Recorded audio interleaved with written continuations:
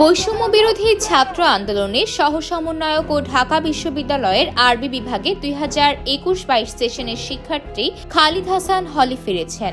এর আগে গত 4 দিন ধরে তিনি নিখোঁজ ছিলেন। মঙ্গলবার রাত 11:30টার দিকে তিনি হলে ফেরেন। খালিদ সুস্থ আছেন বলে জানিয়েছেন তার সহপাঠীরা।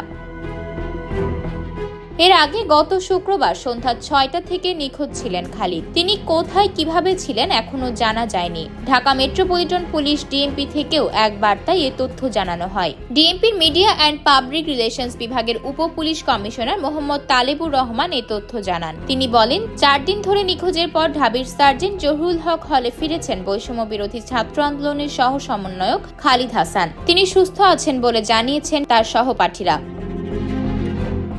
খালিদ হাসান গত শুক্রবার থেকে নিখোঁজ বলে জানিয়েছিলেন পরিবারের সদস্যরা। সেই সময় সমন্বয়কদের পক্ষ থেকে বলা হয়, গত বৃহস্পতিবার রাতে খালিদ তার বন্ধু ওমর ফারুক সহ বিশ্ববিদ্যালয় ও আশেপাশের এলাকায় ঘোরাফেরা করেন। পরের দিন শুক্রবার ভোর 5টার সময় তিনি পূর্বাচল জলসিঁড়ি আবাসিক এলাকায় 21 কিলোমিটার ম্যারাথন দৌড়ে অংশ নেন। ম্যারাথন শেষে বন্ধুকে ফার্মগেট এলাকায় নামিয়ে দিয়ে খালিদ সকাল 10:43 নিজের মোটরসাইকেলে করে বিশ্ববিদ্যালয়ে আসেন। হলে থাকা সিসি ক্যামেরায় তা দেখা গেছে। সর্বশেষ